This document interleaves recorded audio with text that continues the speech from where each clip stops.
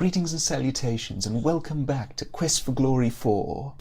Right, so, what say we investigate this welcoming-looking temple, shall we? This monastery, rather. There is an indentation near the middle of the shadowed door. It looks like a set of 6 curved spokes radiating out from a central point. Have we seen anything like that? Oh, let's just go in. Bad place. Very bad place. Go away. You'll be very sorry.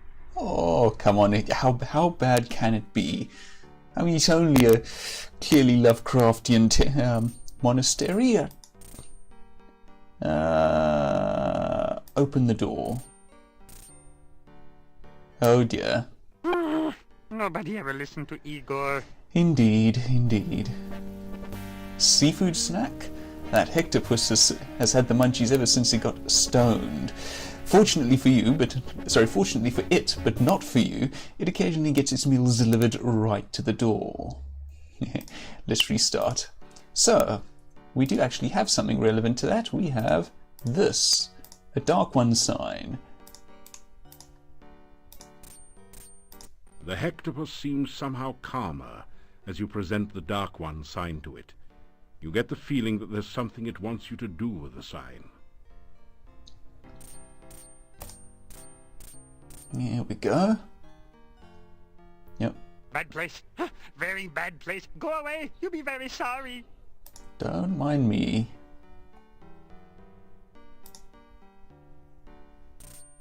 You push the Dark One sign into the indentation on the door. It fits perfectly. Excellent.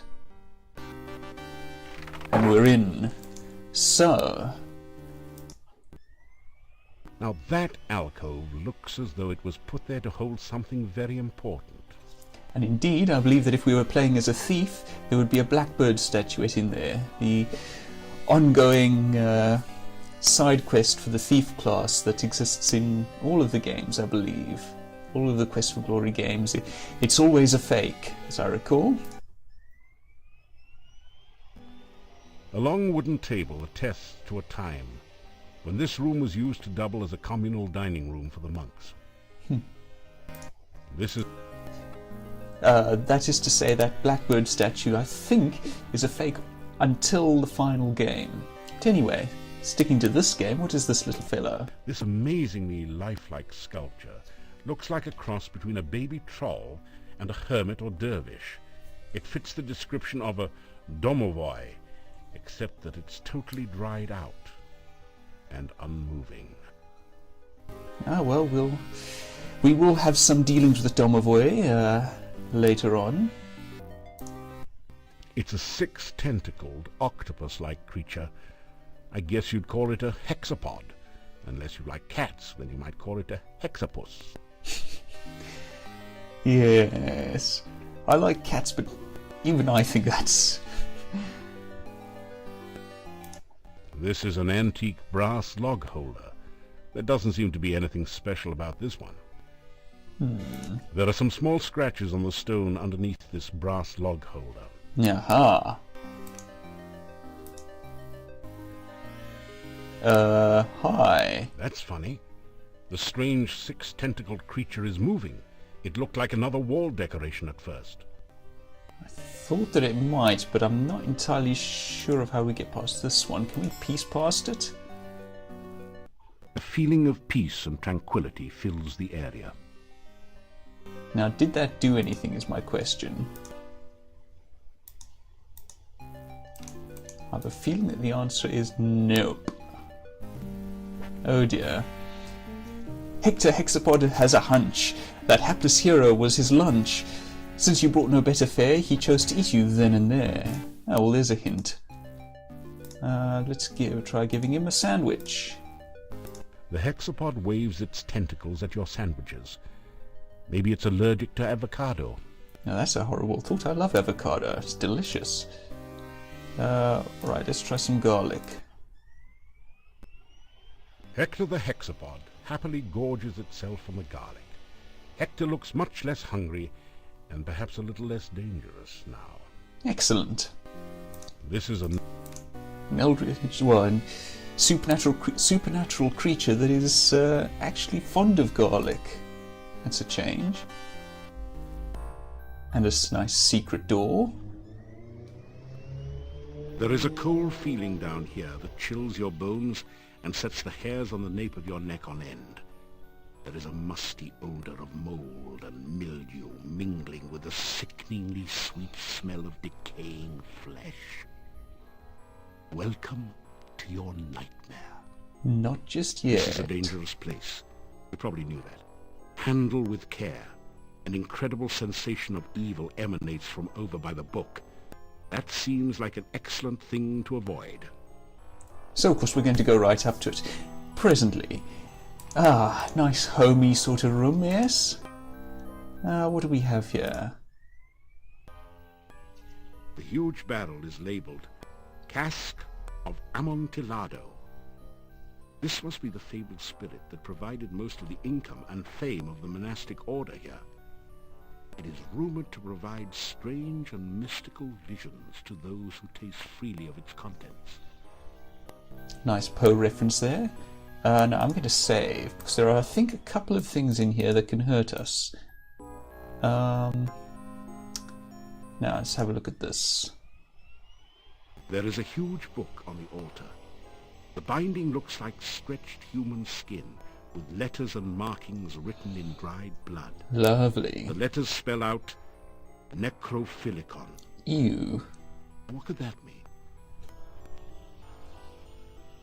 Oh, that's it. Something like the Silmarillion for of the love of death. There's something very, very wrong and dangerous about this book.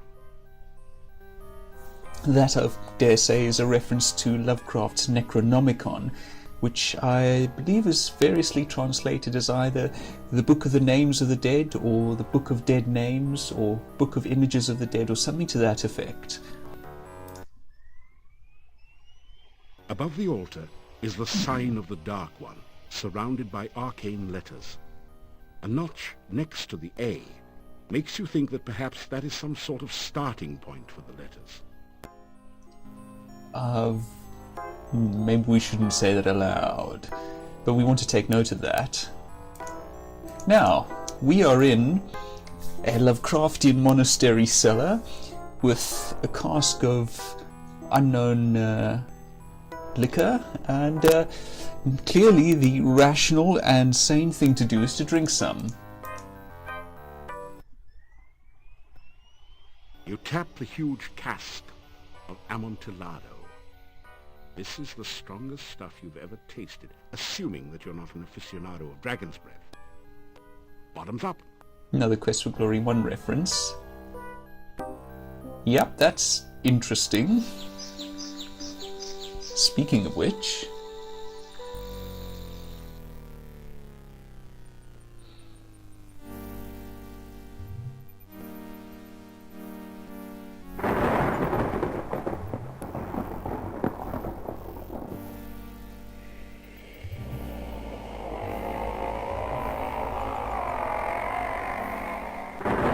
nicely animated.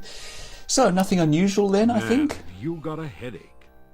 Fortunately, the Dark One rising seems to have been just a vision, not the reality. Yet. Yep, we are preventing yet another summoning. Oh, look at that. A scroll has formed from the cask's wine droplets. Let's see what we get. You pick up the rolled paper on the floor. It has a symbol of a drop of blood at the top and the inscription, Ritual of Blood. You can't read any of the other writing on it. Let's try reading the book. The huge book on the altar looks fascinating. You could almost swear you saw it move. The title says Necrophilicon. Haven't you heard about this book somewhere? Whoops. Case and book closed. Maybe you should have judged this book by the cover. Anyway, the judgment seems to have gone against you. In fact, they threw the book at you. Ah, dear, oh dear. Alright, well, let's try... In which case I'm just going to go with what I already know. And, I wonder... Let's try that. This is not a good... No? Surely I can do this at least. Ah. Swirling cloud of undoubtedly poisonous gas surrounds the desk for a few seconds after your spell opens it. Then the cloud subsides. Hence my using a spell to open it. Something that I remembered from previous playthroughs. I think the thief gets to pick the lock and bypass it that way. You rifle through the Mad Monk's desk and find the diary of Amontillado. Boy, was this guy wacko. Reading this makes your head hurt. However, it does give you some information about the Dark One rituals. It said something about the first ritual being placed within the Mad Monk's tombstone, there to be forever guarded by followers. The second ritual shall be placed in the Stone of Squids, and revealed only by the light of a dead child's soul. Yep, we'll be getting that. The next ritual shall be placed in the hollow of the Hangman's Tree, and guarded by the spirit of the dead which remains there. The blood ritual shall be concealed magically within the monastery, and only he who willingly seeks dark visions shall find it. That's us. The mouth ritual shall be placed in the great arch itself, under the Dark One's sign. And the heart ritual shall be given to someone named Gregor for safekeeping. Now there's another note on this page in another's handwriting. Gregor is missing in the forest and probably dead. Yet where is the heart ritual? So we know some locations for the other ritual parts, but we're not going for those just yet, I don't think. Alright, and that is the monastery. You retrieve the Dark One sign from the monastery door, then quickly step away before the Hectopus can react. So what determines whether one's a hectopus or a hectopod other than one's preferences in felines? Because the same guy's calling this thing a hectopus and the other thing a hectopod. Maybe hectopuses are the big ones and hectopods are the little ones. Anyway, moving on. The old man walks with a slumped back and a sad, dejected look in his eyes. He seems to be searching for something that he hasn't been able to find. Yeah, this is another side quest that I'm kind of fond of. But anyway, let's chat with this fellow, shall we? To start by greeting ourselves. You greet the old man. Good day. Have you seen my honor? Christoph? I am Nikolai. Have you seen my honor? Honor. Have you seen my honor? I am looking for honor. Have you seen honor? So we're not going to get much else out of him. This is actually a somewhat saddening side quest, but if we get it right, well, you'll see. Yeah, poor guy. Well, let's go on to something a little lighter. If for me personally, a little more frustrating, because I don't like this puzzle.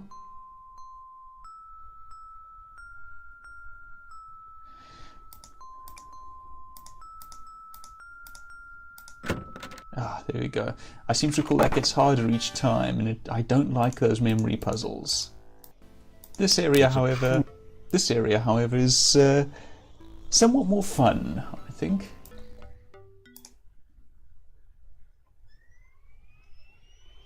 This strange device is labeled Transcendental Receiving Animal Processor. I wonder if that stands for something. Be careful, it might be a trap. And let's take a look. The sign on the door says, Dr. Cranium's Private Laboratory. Entrance by prior appointment or demonstration of superior intelligence only? As we lack the former, I think we're stuck with the latter. Yup. Right, so let's try knocking. You faintly hear a voice saying, "Don't knock! Come on in!" from beyond the door. Well, that's friendly.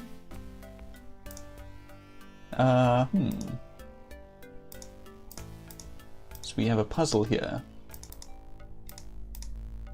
Ah, there we go. And we get a keyhole. You need to find the key that fits this door. But we don't have the right one, so let's exit for now. The door remains securely locked. You hear something bouncing around behind the door. A lot of somethings. How interesting. It sounded as though someone knocked on the other side of the door as well, several times.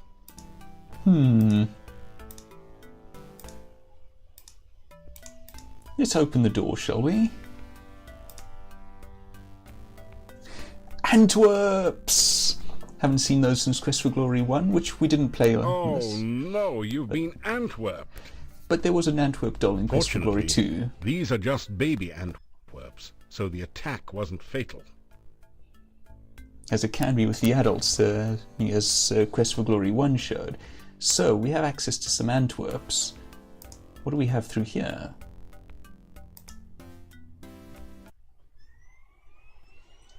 Behind the door is a sort of rat maze, but it's missing the rat, or whatever is supposed to be traversing the maze. Something rat-sized, perhaps. So, you want to identify an animal, right? So we can analyze the creature we wish to capture, then apply the proper bait. If the animal is in the immediate vicinity, the trap will catch it for you. If the animal is not in the area, you'll just have to catch it yourself, but at least you'll know what to feed it. Bigger than a bread box. Let's say yes. Right, what's a bread box? Yes. It's not black and white and red all over. Is it yellow, and does it weigh 500 pounds, have wings and an attitude? Yeah, that sounds good. Then it's a 500-pound canary. Say, here, kitty kitty. Does it bounce? Yes. You want an elephant on a pogo stick, no doubt. No. Is it blue, avocado-shaped, and sings Waltzing Matilda? Yeah. Oh, can't be an Antwerp then. They can't sing a note. Oh, right. I thought the Waltzing Matilda thing seemed a little informed, but oh well. Let's try that again. It bounces. It's not that. It doesn't sing. Must be an Antwerp you want. Only 3 in Waltzing Matilda to make it tougher. Feed it avocado. Ah. Good thing that we have some avocado and garlic rations. You bait the trap with avocado from your sandwich. Avocado was never high on your list of favorite foods anyway. Excuse me? The trap starts working. I love avocado. Anyway, Antwerps apparently have good taste, unlike our narrator. You've caught an Antwerp. It's simply amazing. Okay, apparently I can't take the Antwerp, so let's just try to go here. Ah, good. Gets used automatically. This is the Antwerp maze. Antwerps are naturally bouncy, so all you have to do is continually rotate the maze until the baby Antwerp bounces over to the key, then out through the exit. Right, where's our baby Antwerp? There he is, okay. So as you see, we just bounce in with the appropriate timing. I do, of course, have to find my way through the maze without hitting those holes. Right. Ah. Got it. Okay, so we have the key. Now we just have to get out. Trying to get there now? Yeah. No. The Antwerp is fine. Wait, maybe this is a good thing. We still have the key, don't we? Congratulations. Aha! You've used the baby Antwerp to get Dr. Cranium's laboratory key from the maze. You add the key to your keyring. Whew, that was trickier than I remembered. But we have a new key and we can go and unlock the door and meet Dr. Cranium. Great! You've managed to find Dr. Cranium's keyhole and open the door. You pass through into Dr. Cranium's private laboratory. Yep. Quickly, Igor, the fluid. I must have the fluid. Um, Oh, excuse me. I thought it was Igor coming in to assist me. He helps out in the lab sometimes. I like that hair. Now then, what can I do for you? My name is Dr. Cranium. I am Moldavia's chief scientist and a certified genius. Some call me mad, but I much prefer Dr. Cranium. It is a better name. Ah, yes, science. I'm glad you asked. Science is the process of systematically increasing our knowledge of the world through observation and experiment. Unfortunately, some of the townspeople here seem to have no concept of the wonders of science. Some of them even claim my little inventions are magical. Such poppycock. There's no such thing as magic. You say to an actual Still, wizard. the townspeople insisted that I should be able to use my magic to cure wounds and sickness. I told them that I am a scientist, not a doctor, but they wouldn't listen. I had little choice but to concoct some simple elixirs. They were childishly pleased. Science is really so simple once you understand it. So yes, he's our potion resource. We can also get some empty flasks. You ask Dr. Cranium if he can spare an empty flask for specimen collection. Of course, of course. I am always delighted to assist scientific research of any kind, and I have plenty of flasks. You may have this one. Earth is for solidity and stability. Air gives freedom and movement. Fire provides power and energy. Water, fluidity, and life. Pizza, of course, is the most important element of all. Yep. Pizza represents the essence of well-roundedness and regaining strength. Most importantly, you can have it delivered in under half an hour in most areas. In this town? But yes, pizza is one of the elements, and we saw the appropriate elemental in Quest for Glory 2, the remake at least. But anyway. There is, of course, no such thing as magic. There is only science. Right. Still, you would be amazed at how gullible some people are. Just the other day, someone gave me this scroll saying it was a magical spell. Can you believe that? Well, I'll take it off It your is hands if you purest like. Poppycock. Nothing on here makes any sense whatsoever. Here, you may have this as a reminder that magic is a figment of fevered imagination. Only science is real. Obviously, Dr. Cranium needs to take a correspondence course from the famous wizard school. As you read the scroll, you find that you have learned the incantations and gestures with which to cast a glide spell. Then the scroll vanishes. There, you see, it was not even a very good piece of parchment, fell right apart. Dr. Cranium.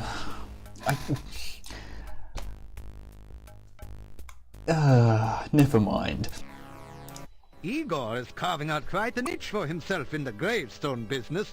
You might say he is well on his way to becoming a rock star. Then again, you might not. Well, at least he's on his way to being stoned. This laboratory is where I perform some of my most important research. Lately, I have been trying to bring life back to a dead body and to brew the perfect cup of tea. Yeah, I think those seem like reasonable scientific goals. Now, if this is the conversation topic that I think it is, I think we may be about to get what is perhaps, well, no, I'll come to that afterwards. Mad? Mad? They all call me mad, but what do they know of madness? I am not mad. A bit perturbed about the world situation and how I get so little respect, perhaps, but certainly not mad. I love that line. That's possibly one of my favourite lines in the entire series. Ah,